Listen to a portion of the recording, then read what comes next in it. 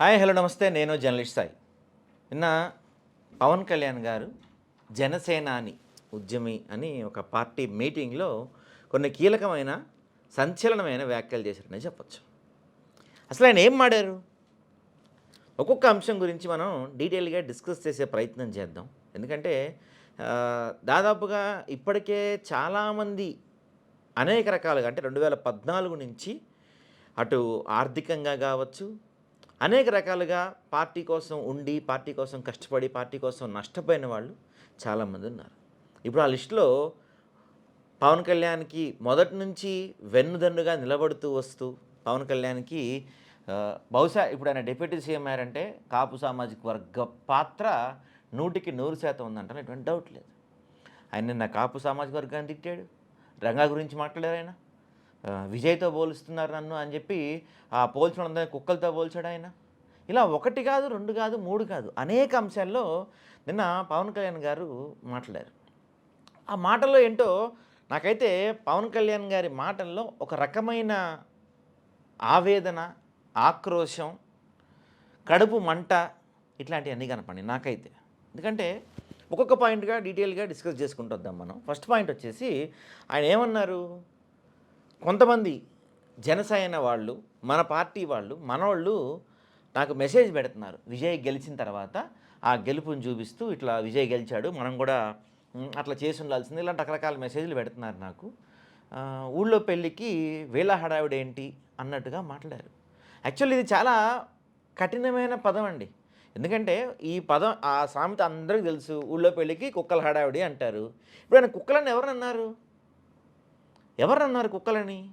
16 సంవత్సరాల నుంచి మీరు ఏ పార్టీ జెండా మోయమంటే ఆ పార్టీ జెండా మోస్తున్న జన సైనికులను అన్నారా?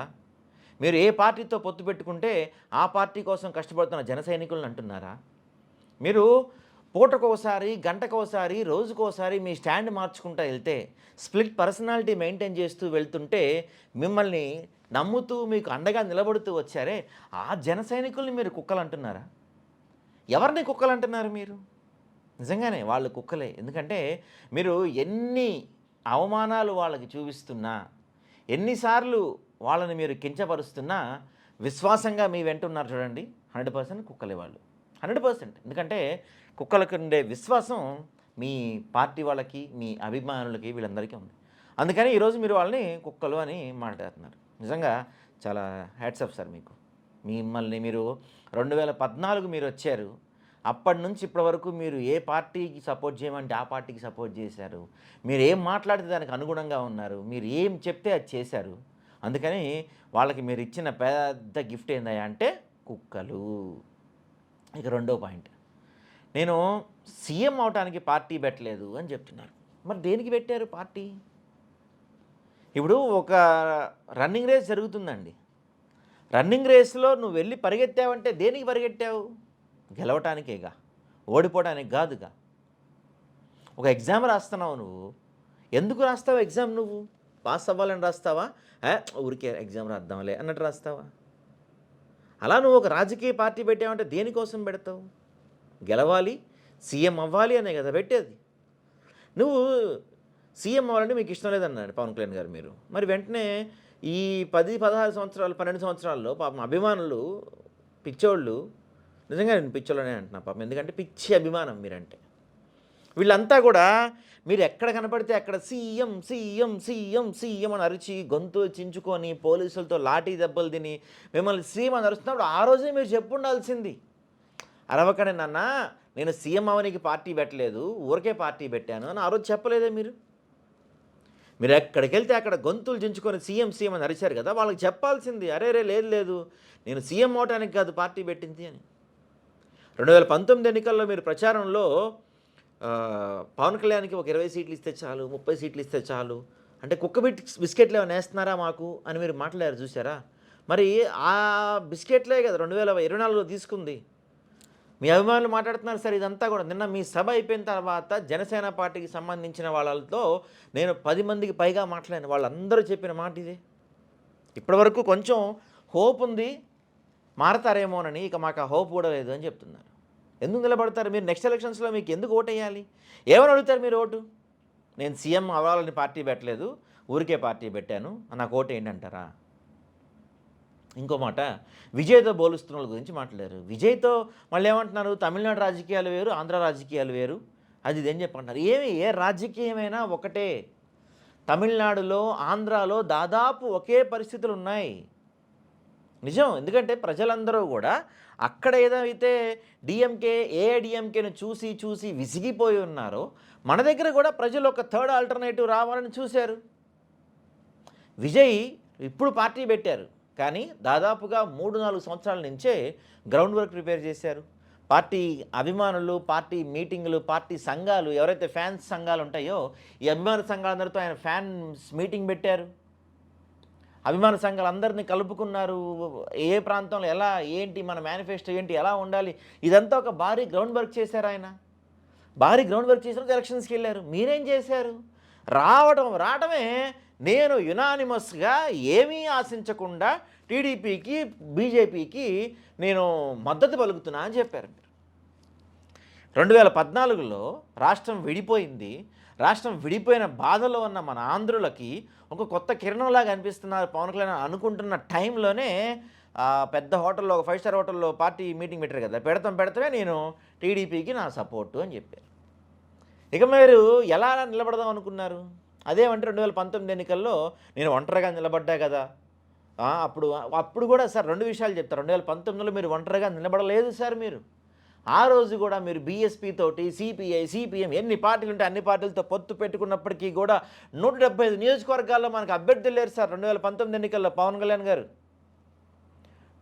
ఈ ఏపీలో ఎన్ని పార్టీలు ఉంటే అన్ని పార్టీలతో 2014లో పొత్తు పెట్టుకొని మీరు ఎలక్షన్స్లోకి వెళ్ళినప్పటికీ కూడా మీకు వచ్చిన సీట్ ఒకటి. మీరు 2 చోట్ల పోటీ చేస్తే 2 చోట్ల ఓడిపోయారు. ఎందుకు ఓడిపోయారు? మీ అభిమానుల వల్ల, లేకపోతే మీ దీనివల్ల కాదు. ఎందుకు ఓడిపోయారంటే జనం అందరూ పిచ్చోళ్ళు కాదు. ఈయన పార్టీ పెడతామే చంద్రబాబు కోసం పార్టీ పెట్టానని చెప్పాడు, ఆయన్ని గెలిపిస్తాం కోసం పార్టీ పెట్టానని చెప్పాడు. ఇప్పుడు కూడా ప్రభుత్వ వ్యతిరేకత ఓటు చీలకుండా, వ్యతిరేక ఓటు టీడీపీకి పడకుండా డ్రామాలు ఆడుతున్నాడు పవన్ కళ్యాణ్ అనుకున్నారు తప్పించి ఎవరు కూడా మీరు బయటకు వచ్చేస్తే మిమ్మల్ని నమ్మలేదు. అదేమంటే నేను పార్టీ పెడతాం, నేను నలగాలి, నేను కొంత ఇదవ్వాలి, షైన్ అవ్వాలి, నేను కొంత ఎక్స్పీరియన్స్ రావాలి అని మీరు రకరకాల మాటలు చెప్పారు. 2014లో టీడీపీకి సపోర్ట్ ఇచ్చారు, 19లో ఒక గేమ్ ప్లే చేశారు, 24లో మళ్ళీ అంతా జట్టు కట్టారు. ఇక ఎక్కడ నమ్ముతారు మిమ్మల్ని? విజయ్ మీద కేసు పెట్టారు కరూరులో, అక్కడ ఆయన వెళ్ళిన చోట తొక్కిచోట జరిగి 14 మంది చనిపోతే సిబిఐ కేసు పెట్టారు.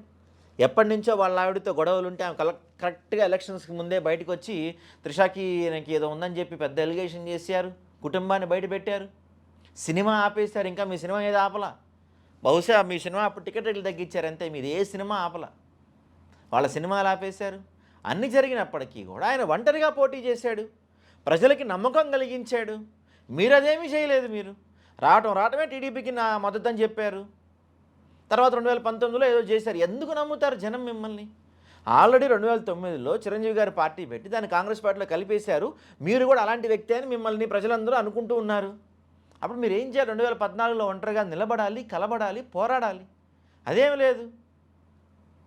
24లో కూడా 21 సీట్లకి ఎందుకు పరిమితం అవుతున్నారు సార్, మన బలం ఇది కాదు అంటే, లేదు నేను కొంచెం నలగాలి, నాకు ఎక్స్పీరియన్స్ రావాలి, అది ఇది అని చెప్పి వెళ్ళి వాళ్ళతో పొత్తు పెట్టుకున్నారు. 21 సీట్లకి తగ్గారు మీరు. ప్రజలు, మీ అభిమానులు మిమ్మల్ని ఎప్పటికప్పుడు పవర్ స్టార్ అని కోరుకుంటున్నారు. మీరేమో ఎప్పుడు నేను పవర్ స్టార్ కాదు, పవర్లెస్ స్టార్ అని చెప్పి మాట్లాడుకుంటూ మీరు వస్తున్నారు. విజయ్తో మిమ్మల్ని పోలుస్తారు సార్ ఆబ్వియస్లీ. ఇప్పుడు ఒక సినిమా హిట్ అయింది అనుకోండి, మీది అరే సినిమా హిట్ అయింది, ఆ హీరోకి వచ్చిన కలెక్షన్స్ మా హీరోకి వచ్చినాయో రాదా అనుకుంటారు కదా. ఇప్పుడు బాహుబలి సినిమా ఉందండి, బాహుబలి సినిమా ఈ పాన్ ఇండియాలో పెద్ద హిట్. ఆ తర్వాత పుష్ప సినిమా వస్తే పుష్ప సినిమాకి బాహుబలికి కంపేర్ చేస్తారు ఆబ్వియస్లీ. చెయ్యొద్దంటే ఎలా కుదిరిద్ది? ఇప్పుడు బాహుబలికి కేజీఎఫ్కి కంపేర్ చేయరా? బాహుబలికి కాంతారాకి కంపేర్ చేయరా? అట్లానే మీకు Tamil super star, power star అయినా విజయ్కి కంపేర్ చేస్తారు. ఇదంతా మీకు కడుపు మండిపోతుంది. విజయ్ గెలుపు మీరు తీసుకోలేకపోతున్నారు. అది మ్యాటర్ ఏంటంటే విజయ్ గెలుపు మీరు తీసుకోలేకపోతున్నారు. నిన్న సభలో విజయ్ పేరెత్తలా మీరు.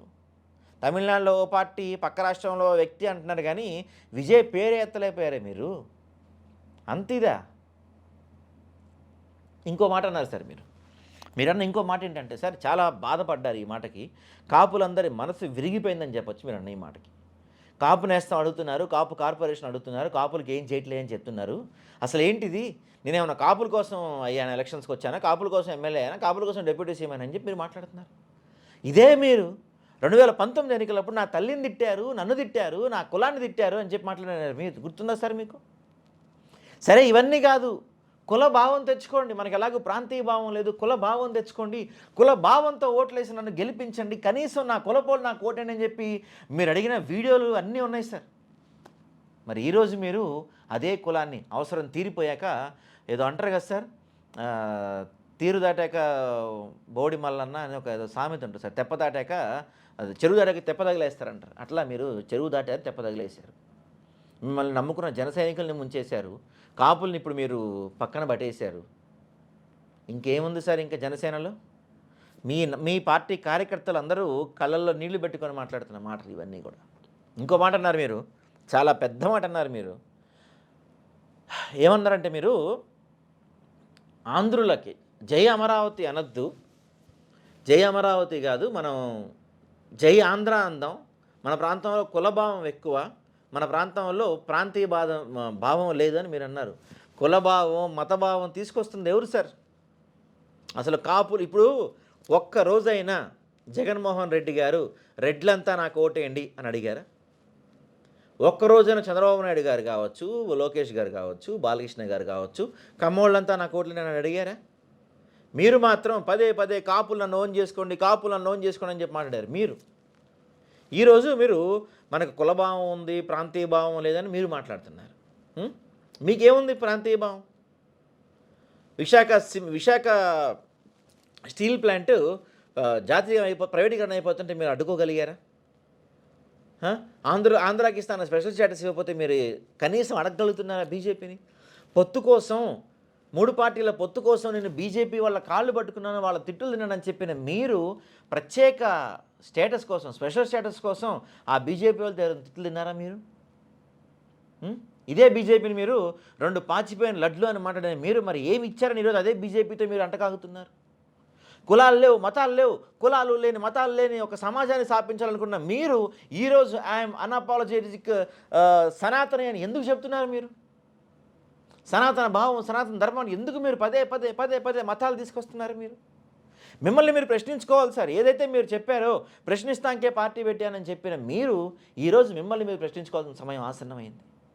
నిన్న మాట్లాడిన మీ సభతో మీలో ఒక రకమైన భయం కనపడుతుంది. బహుశా ఈసారి ఇంకో మాట కూడా ఉంది, అది కూడా కంప్లీట్ చేసాక చెప్తాను.